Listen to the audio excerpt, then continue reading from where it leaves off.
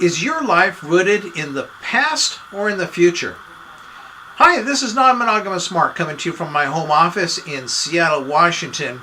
And today I'm building this company, and it's exciting how much technology and just how many things have been developed since I went to college in the late 70s and early 80s.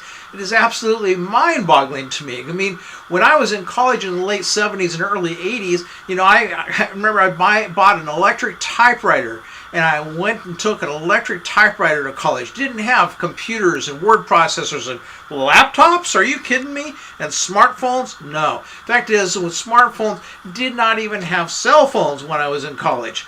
And when I first started my first business, which was about 1982, I can remember 1983, right in there, and I can remember calling up the phone company because the one great desire I had, because of all the James Bond movies I had seen where James Bond always had a phone in his car, and I wanted to find out from the phone company how I can go about getting a phone to have in my car. And they laughed at me and they says, no, those phones are very expensive and very hard to get. They're very limited as to how many those kinds of phones are even available, because they weren't cell phones. They got them through the local phone company. I don't know how they worked or anything like that, but they said they are very expensive and very hard to get. And so they kind of dashed my hopes for getting a car phone. But then sure enough, 2 years later, technology came along and we had a car phone. Now, it was in a bag really big, but it was a car phone. And so yes, I ran out and got myself a car phone, and it cost like $800, $900 and a very expensive monthly fee for it as well. Things have come a long ways. And when I went to college, there was no such thing as the internet.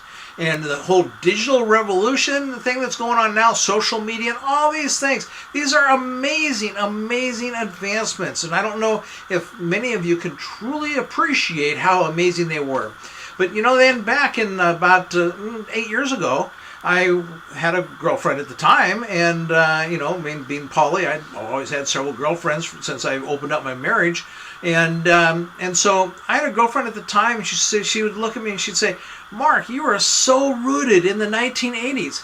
Well, that's because in 1990, I started actually building my own businesses, my own companies. I I started and sold several companies before 1990, so that was in the late 1980s.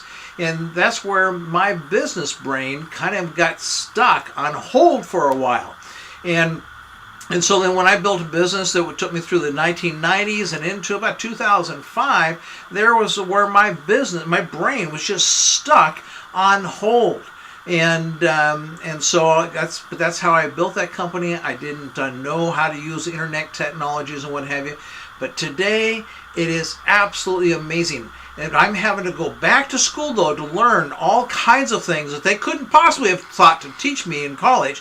Like digital marketing and attraction marketing and internet-based marketing and just all kinds of things that weren't even thought to be possible when I was in college. But for me then, I learned that I had to take and upgrade my knowledge base. And that's one of the things that I spend about half my time each and every week right now is upgrading my knowledge base. But it is totally exciting what is going on today. And I hope that you are basing your life in the future and not the past. Because the future is really an exciting place to see coming.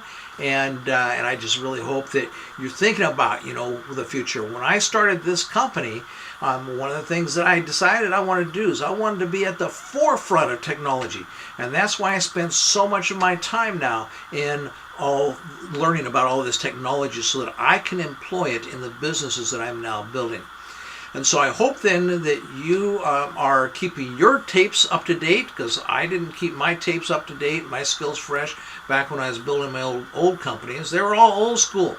And new school is a new world out there. And I'm finding, people are 20 years old and 25 and even 25 or 30 years old.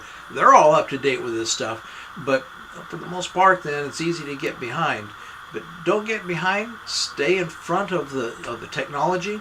And this is a new world we're in. It's an exciting place to be. So thanks a lot, and in this new world, we're going to do our part to make sure that the ECNM lifestyles are going to be just something that's widely accepted. It's estimated that 21% of all couples out there are secretly living an ECNM lifestyle, one shade of it or another, in the closet. So I hope that we can do something to keep moving this whole lifestyle forward.